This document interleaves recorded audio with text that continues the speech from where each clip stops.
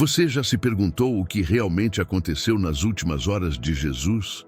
O que ele sentiu, não apenas fisicamente, mas em cada fibra de seu ser divino e humano?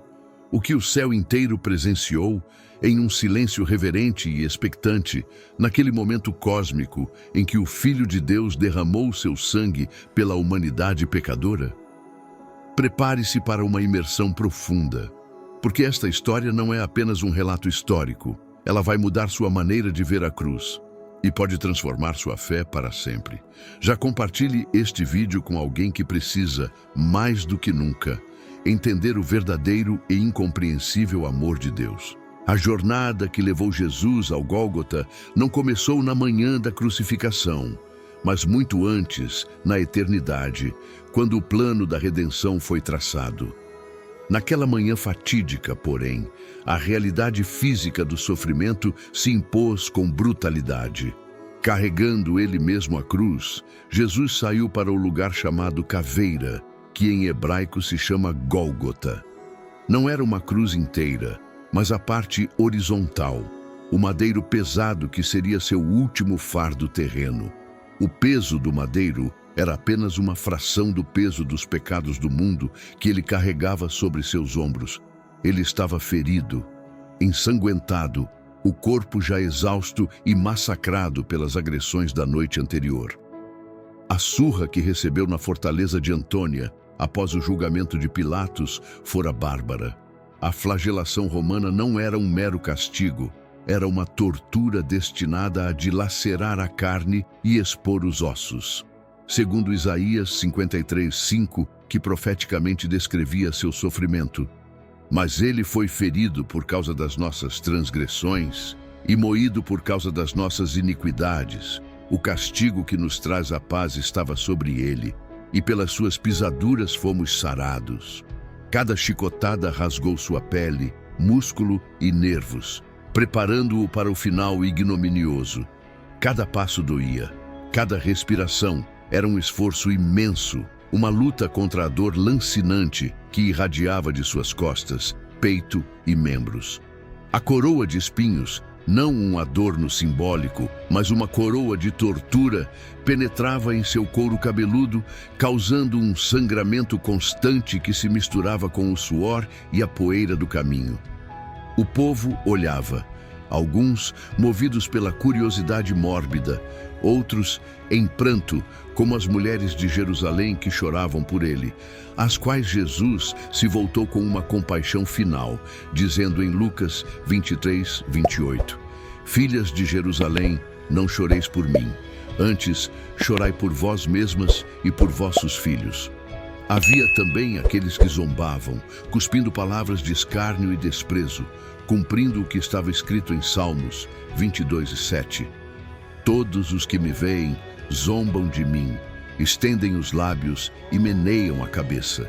E os soldados, indiferentes à tragédia humana que se desenrolava, apenas cumpriam ordens, meros executores de uma sentença injusta. Finalmente, chegaram ao cume do Gólgota, uma colina com formato de crânio, sinistra e desolada. Ali, no alto daquele monte, consumou-se o ato mais brutal e, paradoxalmente, o mais sublime da história. Pregararam-no na cruz, não com cordas, mas com cravos, um em cada mão, ou talvez nos pulsos, pois estudos indicam que os pulsos seriam mais eficazes para sustentar o peso do corpo. Os cravos rasgaram sua carne, atravessando nervos e ossos, causando uma dor excruciante que irradiava por todo o corpo. Outro nos pés, fixando-os juntos, perfurando o que restava de sua capacidade de movimento. E então o ergueram. A cruz, com o corpo de Jesus pregado a ela, foi erguida e lançada violentamente em um buraco no chão. Um choque que reverberou por todo o seu corpo já fragilizado. O céu se entristeceu e a Bíblia nos relata em Mateus 27:45 que houve trevas sobre toda a terra desde a hora sexta até a hora nona. A terra ficou em silêncio, como se a própria criação segurasse a respiração diante do sacrifício de seu Criador. Ao lado dele, 2 outros foram crucificados, ladrões, criminosos, um de cada lado, e Jesus no meio.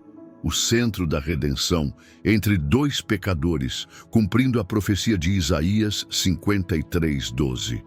Por isso, eu lhe darei uma porção entre os grandes, e ele repartirá o despojo com os poderosos, porquanto derramou a sua alma na morte e foi contado com os transgressores. Mas ele levou sobre si o pecado de muitos e intercedeu pelos transgressores.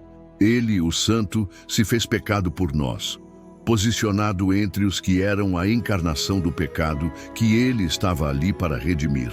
Enquanto pendurado, as horas passavam lentamente, agonizantes.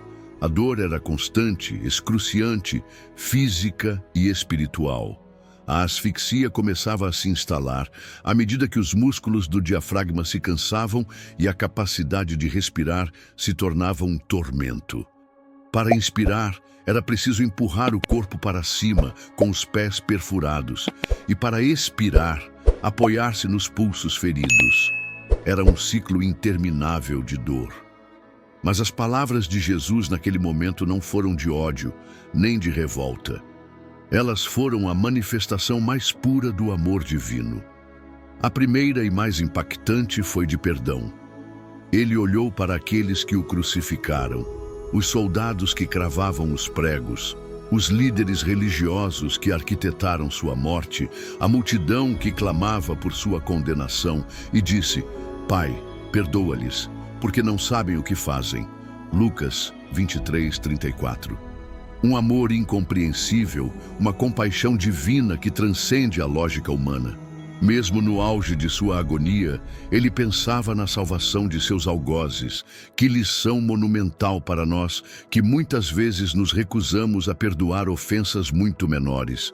Depois, o diálogo com os ladrões. Um deles o insultou zombando: Se tu és o Cristo, salva-te a ti mesmo e a nós. Lucas 23:39. Mas o outro, movido pelo Espírito Santo em seus últimos momentos, repreendeu seu companheiro e se voltou para Jesus com humildade e fé. Jesus, lembra-te de mim quando entrares no teu reino. Lucas 23:42. E Jesus, em sua infinita misericórdia, respondeu com a segunda das 7 palavras: Em verdade te digo que hoje estarás comigo no paraíso. Lucas 23:43. Que demonstração de que a salvação não é por obras, mas pela graça mediante a fé, disponível até o último suspiro. Debaixo da cruz, Maria, sua mãe, estava de pé. Uma espada de dor atravessava sua alma, como Simeão havia profetizado décadas antes em Lucas 2:35. Uma espada traspassará a tua própria alma. O coração dela sangrava junto com o do filho. Ver o próprio filho, a quem carregou no ventre, a quem viu crescer em sabedoria e graça, ser brutalmente assassinado diante de seus olhos, deve ter sido uma agonia indescritível. Jesus, mesmo agonizando e com a respiração falha, cuidou dela. Ele olhou para João, o discípulo amado, o único dos 12 apóstolos que permaneceu fielmente ao pé da cruz, demonstrando um amor e coragem ímpares, e disse a João: Eis aí tua mãe. João 19:27. E para Maria, com um olhar que transmitia toda a ternura de um filho: Eis aí teu filho. João 19:27. Até na morte, Jesus pensava nos outros, garantindo que sua mãe tivesse quem cuidasse dela, um testamento de seu amor filial e de sua preocupação com aqueles que amava. Esta é a terceira das 7 palavras, revelando a humanidade e o cuidado de Jesus, mesmo em sua maior dor. Então, a escuridão cobriu a terra. Uma escuridão não apenas física, mas espiritual, à medida que Jesus tomava sobre si o peso total do pecado de toda a humanidade. E no clímax de sua agonia, ele bradou em alta voz a 4ª das 7 palavras: Eli, Eli, lama sabachthani, que significa: Deus meu, por que me abandonaste? Mateus 27:46 e Marcos 15:34. Este é um versículo do Salmos 22:1 que ele estava cumprindo. Este clamor não foi um grito de desespero ou de dúvida na divindade de seu pai. Foi o grito de um filho que, pela primeira e única vez em toda a eternidade, experimentou a separação da presença de Deus. Ele, que era perfeitamente unido ao Pai e ao Espírito Santo, tornou-se o depósito de todo o pecado, e a santidade de Deus não poderia compactuar com o mal. Neste momento, Jesus não foi apenas o homem que sofreu a morte. Ele foi o substituto que sofreu a ira de Deus contra o pecado, uma ira que nos era devida. Essa separação, essa angústia espiritual, era talvez a maior dor de todas. Depois disso, sabendo Jesus que tudo já estava consumado, para que se cumprisse a Escritura, disse: "Tenho sede." João 19, 28. Este simples pedido, aparentemente humano e tão compreensível em meio à desidratação e hemorragia, era carregado de significado. Era a quinta das 7 palavras e o cumprimento de profecias, como Salmos 69 e 21. Na minha sede me deram vinagre para beber. A humanidade de Jesus se revelava plenitude, assim como o cumprimento exato de tudo que havia sido profetizado sobre ele, até os menores detalhes. Deram-lhe vinagre em uma esponja, embebida em hisopo, e puseram-na em sua boca. Ele bebeu. Então, com uma voz forte e triunfante, não um sussurro fraco, declarou a sexta das 7 palavras: "Está consumado." João 19:30. A missão havia sido concluída, a salvação havia sido comprada. O plano de redenção, traçado antes da fundação do mundo, havia chegado ao seu ápice. O pecado já não teria mais domínio sobre aqueles que crescem. A dívida havia sido paga integralmente. A cruz, que antes era um símbolo de morte e vergonha, agora se tornava o ápice da vitória de Deus sobre o pecado, a morte e o diabo. A obra estava completa, perfeita e definitiva. Não havia mais nada a ser feito para a salvação da humanidade.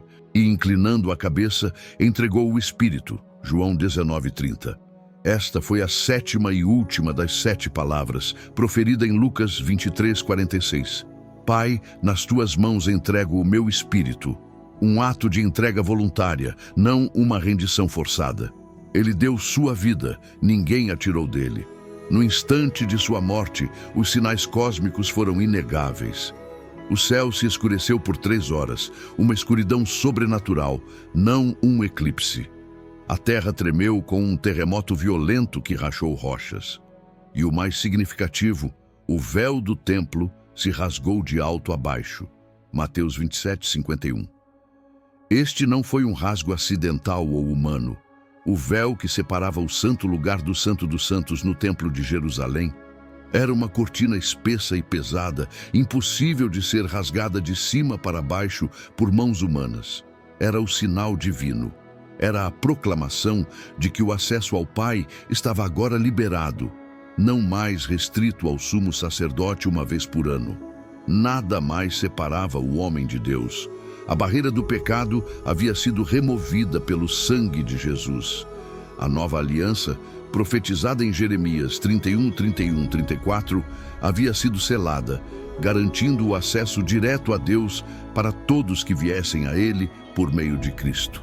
O centurião romano, testemunha ocular de todo o drama, declarou em Mateus 27:54, verdadeiramente este homem era filho de Deus. Aquele que era responsável por supervisionar a execução reconheceu a divindade de Jesus. Após a morte de Jesus, a urgência de sepultar os corpos antes do sábado, que começaria ao pôr do sol, era premente. José de Arimateia, um membro proeminente do Sinédrio, mas um discípulo secreto de Jesus por medo dos judeus, João 19:38, criou coragem e foi a Pilatos pedir o corpo de Jesus. Pilatos, surpreso que Jesus já estivesse morto, confirmou com o centurião e concedeu o pedido. Com a ajuda de Nicodemos, outro fariseu que havia visitado Jesus secretamente à noite, no início de seu ministério, João 3:1-2, e que agora se revelava publicamente como seu seguidor, eles prepararam o corpo, envolvendo-o em linho fino, com uma mistura de mirra e aloés, cerca de 100 libras de especiarias caríssimas, o que demonstrava o amor e a honra que dedicavam a Jesus. João 19, 39, 40. Eles o colocaram em um túmulo novo que pertencia a José de Arimateia, escavado na rocha em um jardim próximo ao local da crucificação. Era um túmulo nunca antes usado, um detalhe importante que atestava a singularidade de Jesus e sua ressurreição. Rolaram uma grande pedra à entrada do túmulo, selando-o. E tudo parecia acabado. Para os discípulos, era o fim de uma esperança que havia sido acesa em seus corações por 3 anos de convívio com Jesus. O silêncio reinava, pesado e opressor, quebrado apenas pelo choro de Maria Madalena e outras mulheres que observavam de longe. O sábado chegou, um dia de repouso, mas para os seguidores de Jesus era um dia de luto e desolação. A grande promessa do Messias parecia ter sido sepultada junto com o corpo de seu Senhor. A fé estava abalada, a esperança quase extinta. Mas no 3º dia, algo extraordinário aconteceu. O silêncio da morte foi rompido, e a esperança, que parecia sepultada, irrompeu com a força da vida. Na madrugada do 1º dia da semana, ainda bem cedo, Maria Madalena e outras mulheres foram ao túmulo para ungir o corpo de Jesus com especiarias, um ato final de amor e reverência. Ao se aproximarem, viram que a pedra, que era enorme, havia sido removida da entrada do sepulcro. Mateus 28, 2, Marcos 16, 4, Lucas 24, 2. Maria Madalena, tomada de amor e saudade, mas também de uma profunda angústia ao ver o túmulo vazio, correu imediatamente para avisar Pedro e o outro discípulo, João. Tiraram o Senhor do sepulcro, ela lhes disse, e não sabemos onde o puseram. João 22. E a corrida que se seguiu foi mais que física, foi espiritual. Era a corrida da fé, da busca desesperada por respostas, da incerteza misturada com um fio de esperança. Pedro e João correram. João, mais jovem e talvez mais ágil, correu mais rápido, chegou primeiro, mas não entrou, talvez por respeito ou por um temor reverente diante do mistério. Pedro, com sua característica impetuosidade, chegando depois, entrou direto no túmulo. Viu os lençóis de linho no chão vazios, mas não jogados de qualquer jeito. E o pano que estivera sobre a cabeça de Jesus, o sudário, não estava com os lençóis. Estava dobrado cuidadosamente, colocado à parte em outro lugar. João 20, 6, 7. Um detalhe crucial e, para alguns, simbólico. Em cultura hebraica, quando um servo arrumava a mesa para seu mestre e terminava a refeição, ele simplesmente amassava o guardanapo e o jogava de lado, indicando que a refeição havia terminado e ele não retornaria. No entanto, se o mestre dobrasse o guardanapo e o colocasse à parte, era sinal de que ele não havia terminado e voltaria. A mensagem silenciosa, mas poderosa, era clara: Jesus voltará. Era uma promessa deixada à vista. O outro discípulo, João, também entrou. Ele viu e creu. João 28. Não haviam ainda compreendido plenamente as Escrituras que falavam da ressurreição, mas naquele momento, algo mudou profundamente dentro deles. A fé começou a ressurgir, não apenas como uma esperança distante, mas como uma certeza palpável. A compreensão de que aquilo não era o fim da história, mas o início de algo eterno, começou a se formar em seus corações e mentes. Imagine o impacto desse momento. O que era desespero virou esperança inabalável. O que era morte virou vida em abundância. A cruz, que parecia ser o símbolo da derrota mais avassaladora, agora brilhava com a glória do amor incondicional e da vitória definitiva. E é isso que você precisa lembrar hoje, mais do que qualquer outra coisa. Jesus venceu a morte. Ele não apenas ressuscitou, ele é a ressurreição e a vida, como ele mesmo declarou em João 11, 25, 26. Eu sou a ressurreição e a vida. Quem crê em mim, ainda que morra, viverá. E todo aquele que vive e crê em mim, nunca morrerá. Crês tu isto? Já deixe o seu like neste vídeo se essa história tocou o seu coração. curta, compartilhe com seus amigos, envie para quem você ama. A mensagem da cruz e do túmulo vazio não pode ficar escondida. Ela precisa alcançar muitos corações sedentos de esperança e verdade. Você consegue imaginar aquele instante em que o Espírito de Jesus, após sua entrega voluntária, deixou o corpo? O silêncio celestial que antecedeu o brado de vitória. Os anjos em reverência e assombro, testemunhando o maior ato de amor e redenção. O Pai, olhando para o sacrifício perfeito de seu Filho, a consumação de um plano que visava restaurar a comunhão quebrada com a humanidade. Aquele momento foi mais do que história, foi a mudança de toda a eternidade, o ponto de virada para o destino de cada alma humana. E mesmo após a morte, o cuidado de Deus, em sua providência soberana, se manifestou através de instrumentos humanos. José de Arimateia, que até então era um discípulo em segredo por medo dos judeus, revelou-se. Ele, um homem rico e influente, superou seu temor e criou coragem para pedir o corpo de Jesus a Pilatos, um ato que poderia ter custado sua reputação e sua vida. Uma atitude de honra, reverência e fé genuína em face da adversidade. Com ele estava Nicodemos, o mesmo que uma vez buscou Jesus à noite, sob o manto da escuridão, para aprender sobre o reino de Deus. Agora, ele não se escondia mais. Juntos, eles envolveram o corpo de Jesus com amor, com cuidado e com a verdade de sua fé recém-descoberta ou solidificada.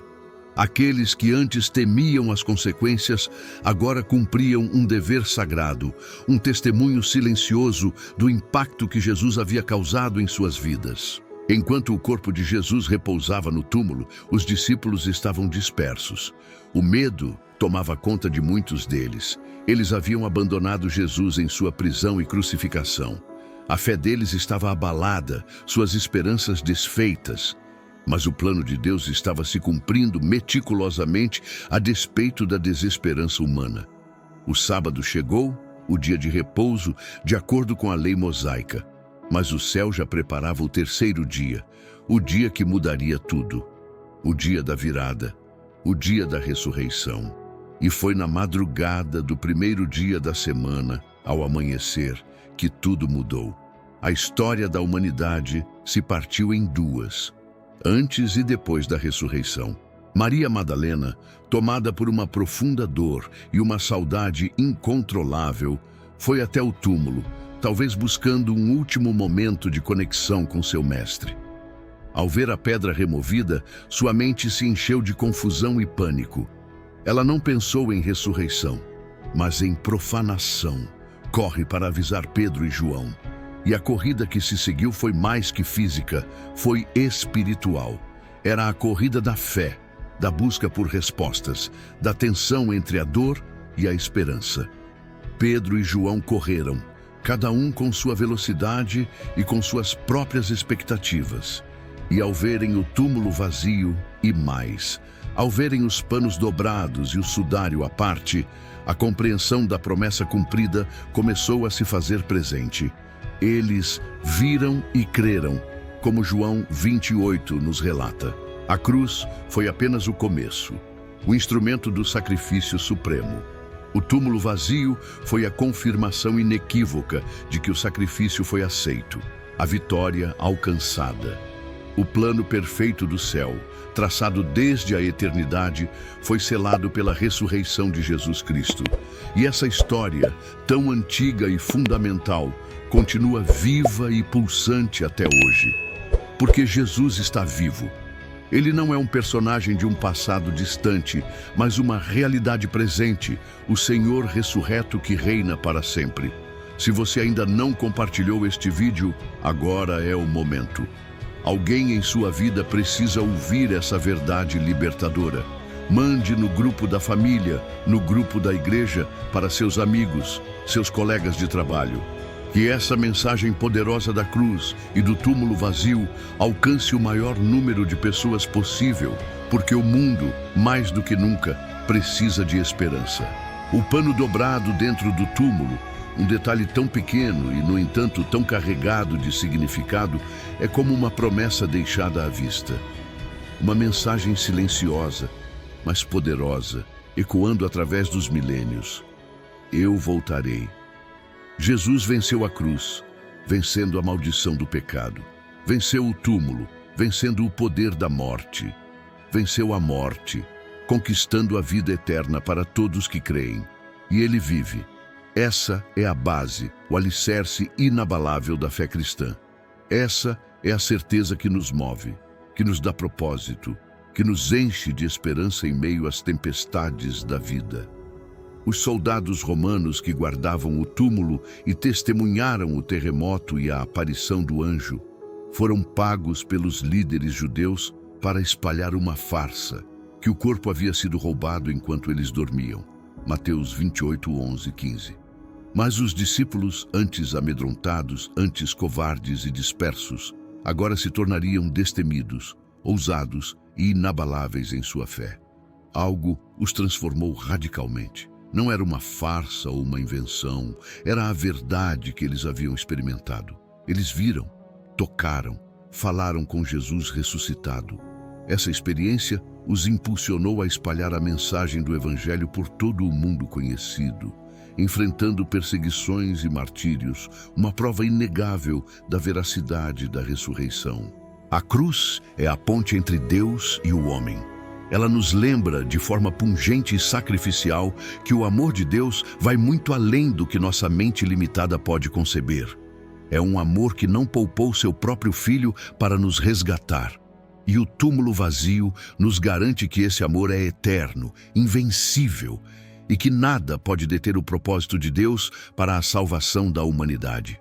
Como Romanos 8, 38, 39 nos assegura: porque estou certo de que nem a morte, nem a vida, nem os anjos, nem os principados, nem as potestades, nem o presente, nem o porvir, nem a altura, nem a profundidade, nem alguma outra criatura nos poderá separar do amor de Deus, que está em Cristo Jesus, nosso Senhor. Você já se entregou a esse amor? Já aceitou o sacrifício de Jesus como pessoal, feito especificamente por você? Não é apenas uma história antiga do passado distante. É uma verdade viva que toca a sua vida hoje, agora. Jesus morreu por você individualmente para perdoar seus pecados e reconciliá-lo com Deus. Ele ressuscitou por você para lhe dar a promessa de vida eterna e a vitória sobre a morte. E ele voltará para você para consumar sua obra e levá-lo para a glória.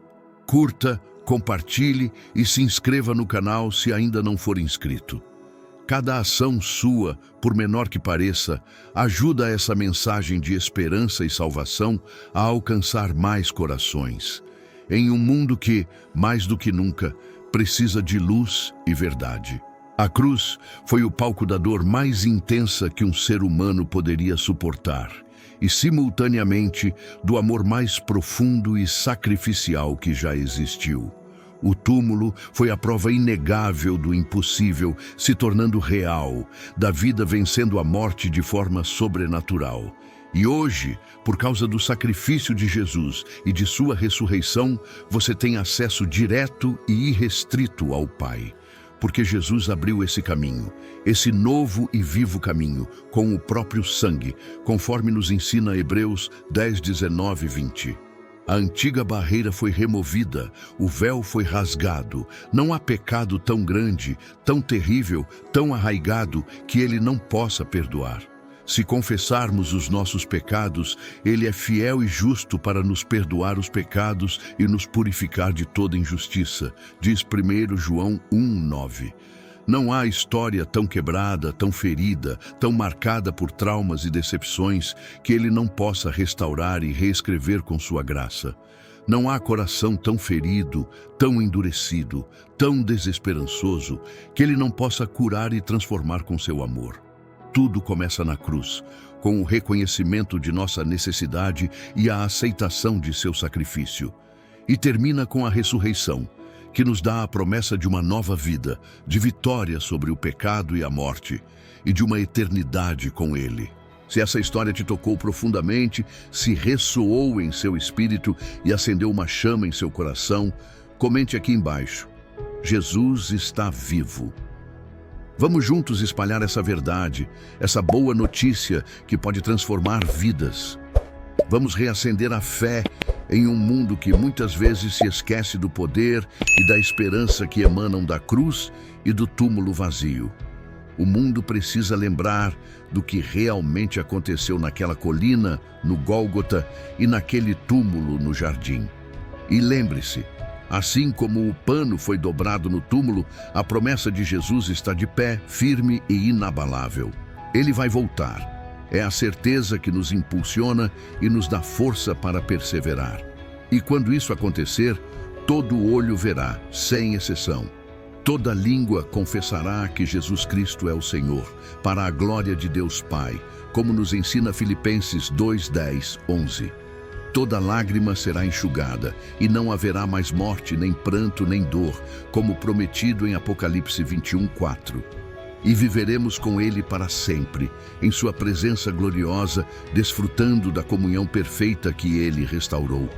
Obrigado por assistir até aqui, por dedicar seu tempo para meditar sobre a verdade mais importante da história. Que Deus te abençoe profunda e abundantemente. Até o próximo vídeo. Jesus vive, Jesus reina, Jesus voltará. Amém.